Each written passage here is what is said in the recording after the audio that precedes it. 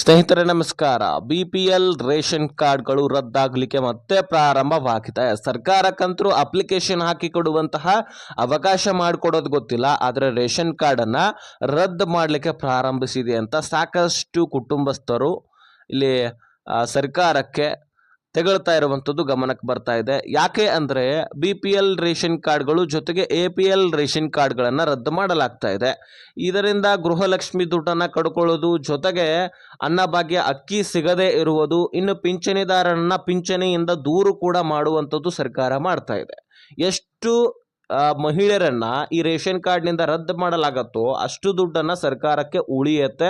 So ಹೀಗಾಗಿ ಸರ್ಕಾರ ಒಂದಾದ ಮೇಲೆ ಒಂದು ರೂಲ್ಸನ್ನು ತಂದುಬಿಟ್ಟು ರೇಷನ್ ಕಾರ್ಡನ್ನು ರದ್ದು ಮಾಡ್ತಾ ಇದೆ. ಆದರೆ ಎಂತಹ ಗೃಹಲಕ್ಷ್ಮಿಯರಿಗೆ ಈ ದುಡ್ಡು ಬರೋದಿಲ್ಲ. ಏನಿದು ವಿಷಯ, ಪ್ರತಿಯೊಂದು ಡೀಟೇಲ್ಸನ್ನು ನಿಮ್ಮ ಮುಂದೆ ಇಡ್ತಾ ಹೋಗ್ತೀನಿ ಸ್ನೇಹಿತರೆ. ನೀವು ಗೃಹಲಕ್ಷ್ಮಿಯರಾಗಿದ್ದರೆ ಈ ವಿಡಿಯೋನ ನೋಡ್ಕೊಳ್ಳೇಬೇಕು, ಯಾಕಂದರೆ ನಿಮ್ಮ ಹತ್ರ ರೇಷನ್ ಕಾರ್ಡ್ ಇದ್ದೇ ಇರುತ್ತೆ. ಆ ರೇಷನ್ ಕಾರ್ಡ್ ಉಳಿಯೋದು ಬಿಡೋದು ನಿಮ್ಮ ಕೈಯಲ್ಲಿ. ಅದು ಹೇಗೆ, ಏನು, ಎತ್ತ ಅಂತ ನೋಡ್ತಾ ಹೋಗೋಣ ಸ್ನೇಹಿತರೆ. ಬರೀ BPL ರೇಷನ್ ಕಾರ್ಡ್ ಅಷ್ಟೇ ವೆರಿಫಿಕೇಷನ್ ಆಗದೆ APL ರೇಷನ್ ಕಾರ್ಡ್ಗಳನ್ನು ಕೂಡ ವೆರಿಫಿಕೇಷನ್ ಮಾಡಲಾಗ್ತಾ ಇದೆ.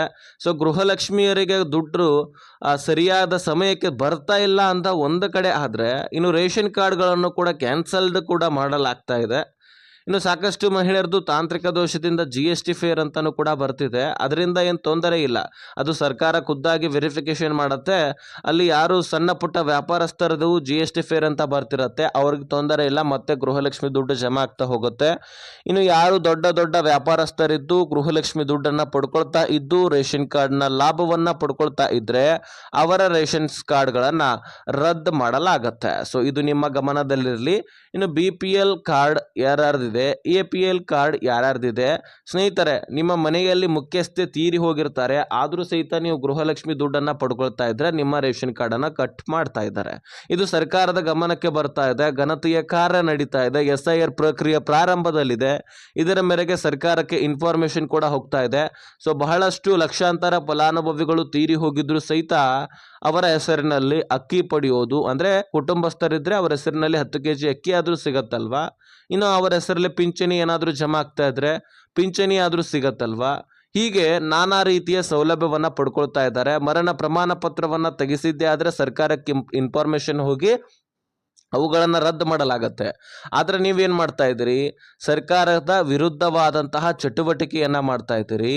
ದುಡ್ಡನ್ನು ಪಡ್ಕೊಳ್ಳೋದಕ್ಕೋಸ್ಕರ ರೇಷನ್ಸ್ ಕಾರ್ಡ್ಗಳನ್ನು ರದ್ದು ಆಗಬಾರ್ದು ಅಂತ ಹೇಳಿಬಿಟ್ಟು ಅದರಿಂದ ದುಡ್ಡು ಬಂದು ATM ಅಥವಾ ಫೋನ್ಪೇ ಮುಖಾಂತರ ದುಡ್ಡನ್ನು ವಿಡ್ರಾಲ್ ಮಾಡಿಕೊಂಡು ಬಳಕೆ ಮಾಡ್ತಾ ಇದ್ದೀರಿ. ಇದು ಸರ್ಕಾರದ ಗಮನಕ್ಕೆ ಬಂದಿದೆ. ಹೌದು, ಈಗ ಮುಖ್ಯಸ್ಥ ತೀರಿ ಹೋಗಿರ್ತಾರೆ, ಅವರ ಹೆಸರಲ್ಲಿ ಗೃಹಲಕ್ಷ್ಮಿ ದುಡ್ಡು ಏನೋ ಜಮಾ ಆಗಿರುತ್ತೆ, ಅವರ ಮೊಬೈಲ್ ಇರುತ್ತಲ್ವ ಅದರಲ್ಲಿ ಫೋನ್ಪೇ ಬಳಕೆ ಮಾಡ್ತಿರ್ತಾರೆ, ಅಥವಾ ATM ಇರುತ್ತೆ, ATMನ ಪಿನ್ ಗೊತ್ತಿರುತ್ತೆ, ಅದರಿಂದ ATMನಲ್ಲಿರ್ತಕ್ಕಂತಹ ದುಡ್ಡನ್ನು ವಿಡ್ರಾಲ್ ಮಾಡ್ಕೊಳ್ಳೋದು, ಹಾಗೆ ಗೃಹಲಕ್ಷ್ಮಿ ದುಡ್ಡನ್ನು ಜಮಾ ಮಾಡ್ಕೊಳ್ಳೋದು, ಇದೆಲ್ಲವೂ ಕೂಡ ನಡೀತಾ ಇದೆ ಅಂತ. ಸೊ ಹೀಗಾಗಿ ಸರ್ಕಾರ ಎಚ್ಚೆತ್ಕೊಂಡು ಹೀಗೆ ಯಾರು ಮಾಡ್ತಾ ಇದ್ದಾರೆ ಅವರ ರೇಷನ್ಸ್ ಕಾರ್ಡ್ಗಳನ್ನು ಹುಡುಕಾಡಿ ರದ್ದು ಮಾಡ್ತಾ ಇದೆ. ಜೊತೆಗೆ ಇಲ್ಲಿವರೆಗೂ ಕೂಡ ದುಡ್ಡನ್ನು ಪಡ್ಕೊಂಡಿದ್ದೀರಿ ಅಲ್ಲ, ಅದನ್ನು ರೀಫಂಡ್ ಮಾಡ್ಕೊಳ್ತೀವಿ, ನಿಮ್ಮ ಮೇಲೆ ಆ್ಯಕ್ಷನ್ ನಾವು ತೆಗೆದುಕೊಳ್ತೀವಿ ಅಂತ ಸರ್ಕಾರ ಎಚ್ಚರಿಕೆಯನ್ನು ಕೊಟ್ಟಿದೆ. ಸೊ ಈ ರೀತಿ ಯಾರ್ಯಾರು ಮಾಡ್ತಾ ಇದ್ದೀರಿ ನಿಮ್ಮ ಗಮನಕ್ಕೆ ಸರ್ಕಾರ ಇದೊಂದು ಇನ್ಫಾರ್ಮೇಷನ್ ಕೊಟ್ಟಿದೆ. ಸೊ ನಿಮ್ಮ ರೇಷನ್ ಕಾರ್ಡನ್ನು ನೇರವಾಗಿ ರದ್ದು ಮಾಡೋದಷ್ಟೇ ಅಲ್ಲದೆ ನಿಮ್ಮ ಮೇಲೆ ಆ್ಯಕ್ಷನ್ ಜೊತೆಗೆ ನಿಮ್ಮ ದುಡ್ಡನ್ನು ನಾವು ರೀಫಂಡ್ ಮಾಡ್ಕೊಳ್ತೀವಿ ಅಂತ ಇಲ್ಲಿ ಅಪ್ಡೇಟನ್ನು ಕೊಟ್ಟಿದೆ. ಇದು ಬರೀ ಗೃಹಲಕ್ಷ್ಮಿ ಯೋಜನೆಯಲ್ಲಿ ಅಥವಾ ಅನ್ನಭಾಗ್ಯ ರೇಷನ್ ಸಿಗುವಂತಹ ಒಂದು ವಿಚಾರವಲ್ಲ, ಇದು ಪಿಂಚಣಿ ಯೋಜನೆಯಲ್ಲಿ ಕೂಡ ನಡೀತಾ ಇದೆ. ಅನೇಕ ಹಿರಿಯ ನಾಗರಿಕರು ಮುಖ್ಯವಾಗಿ ತೀರಿ ಹೋಗಿದ್ರು ಸಹಿತ ಆ ಹಿರಿಯ ನಾಗರಿಕರು ಕುಟುಂಬಸ್ಥರು ಮರಣ ಪ್ರಮಾಣ ಪತ್ರವನ್ನು ತೆಗೆಸದೆ ಹಾಗೆ ದುಡ್ಡನ್ನು ಪಡ್ಕೊಳ್ತಾ ಇದ್ದಾರಂತೆ. ಆ ದುಡ್ಡನ್ನು ಜಮಾ ಮಾಡ್ಕೊಳ್ತಾ ನಾನು ಆಗಲೇ ಹೇಳಿರುವ ಹಾಗೆ ATMನ ಮುಖಾಂತರ ದುಡ್ಡನ್ನು ವಿಡ್ರಾಲ್ ಮಾಡ್ಕೊಳ್ಳೋದು ಅಥವಾ ಫೋನ್ಪೇ ಮುಖಾಂತರ ಆ ದುಡ್ಡನ್ನು ಬಳಕೆ ಮಾಡ್ಕೊಳ್ಳೋದು ಖರ್ಚು ವೆಚ್ಚಕ್ಕಾಗಿ. ಸೊ ಇದರಿಂದ ಸರ್ಕಾರದ ವಿರುದ್ಧವಾದಂತಹ ಚಟುವಟಿಕೆಯನ್ನು ನೀವು ಮಾಡ್ತಾ ಇದ್ದೀರಿ. ಸೊ ನಾವು ನಿಮ್ಮ ರೇಷನ್ ಕಾರ್ಡನ್ನು ರದ್ದು ಮಾಡೋದಷ್ಟೇ ಅಲ್ಲದೆ ಈಗಾಗಲೇ ಪಿಂಚಣಿ ಯೋಜನೆಯಲ್ಲಿ ನಿಮಗೆ ಎಷ್ಟು ದುಡ್ಡು ಬರ್ತಾ ಇದೆ, ಆಲ್ರೆಡಿ ಎಷ್ಟು ದುಡ್ಡು ಜಮಾ ಆಗಿದೆ, ಅದನ್ನು ನಾವು ರೀಫಂಡ್ ಮಾಡ್ಕೊಳ್ತೀವಿ ಅಂತ ಮತ್ತೆ ಎಚ್ಚರಿಕೆಯನ್ನು ಕೊಟ್ಟಿರ್ತಕ್ಕಂಥದ್ದು. ಸೊ ಮರಣ ಪ್ರಮಾಣ ಪತ್ರವನ್ನು ತೆಗೆಸಿಕೊಂಡು ಬನ್ನಿ, ನಾವು ರದ್ದು ಮಾಡ್ತೀವಿ. ಇಲ್ಲ ನೀವು ಗೃಹಲಕ್ಷ್ಮಿಯರು ನಿಮ್ಮ ಮನೆಯಲ್ಲಿ ಯಾರಾದರೂ ಹೆಣ್ಣು ಮಕ್ಕಳಿದ್ರೆ ಆ ಒಂದು ಮುಖ್ಯಸ್ಥೆಯ ಜಾಗದಲ್ಲಿ ಸೇರ್ಪಡೆ ಮಾಡಿ ನಾವು ಮತ್ತೆ ಎಂದಿನಂತೆ ದುಡ್ಡನ್ನು ಜಮಾ ಮಾಡ್ತಾ ಬರ್ತೀವಿ ಅಂತ ಸ್ಪಷ್ಟನೆಯೊಂದನ್ನು ಇಲ್ಲಿ ಸರ್ಕಾರ ಕೊಟ್ಟಿರ್ತಕ್ಕಂಥದ್ದು. ಆದಷ್ಟು ಬೇಗ ಈ ಕೆಲಸವನ್ನು ಮಾಡಿಕೊಳ್ಳಿ, ಇಲ್ಲ ಅಂದರೆ ನಿಮ್ಮ ರೇಷನ್ ಕಾರ್ಡ್ ಕ್ಯಾನ್ಸಲ್ ಆಗೋದು ಖಚಿತ. ಸೊ ಇದು ಕಟ್ಟಿಟ್ಟ ಬುತ್ತಿ ಅಂತ ಹೇಳಬಹುದು. ಆದಷ್ಟು ಈ ವಿಷಯವನ್ನು ಎಲ್ಲ ಗೃಹಲಕ್ಷ್ಮಿಯರಿಗೆ ಶೇರ್ ಮಾಡಿ, ಅವ್ರಿಗೂ ಕೂಡ ಗೊತ್ತಾಗಲಿ. ಯಾಕಂದರೆ ರೇಷನ್ ಕಾರ್ಡ್ಗಳು ರದ್ದಾಗ್ತಾ ಇದ್ದಾವೆ, ಎಲ್ಲ ಕಾರಣಗಳನ್ನು ಸರ್ಕಾರ ಮುಂದಿಟ್ಕೊಂಡು ರದ್ದು ಮಾಡ್ತಾ ಇದೆ. ನೀವು ಎಲಿಜಿಬಿಲಿಟಿ ಹೊಂದಿದರೆ ರದ್ದು ಆಗ್ತಾ ಇದ್ದರೆ ಅದಕ್ಕೇನು ಸೊಲ್ಯೂಷನ್ ಬೇಕು, ಏನು ಪ್ರಾಬ್ಲಮ್ ಆಗಿದೆ ಅದನ್ನು ನನಗೆ ನೀವು ತಿಳಿಸ್ಬೇಕು. ನಾನು ಅದಕ್ಕೆ ಸೊಲ್ಯೂಷನ್ ಕೊಡ್ತೀನಿ ಖಂಡಿತವಾಗ್ಲೂ.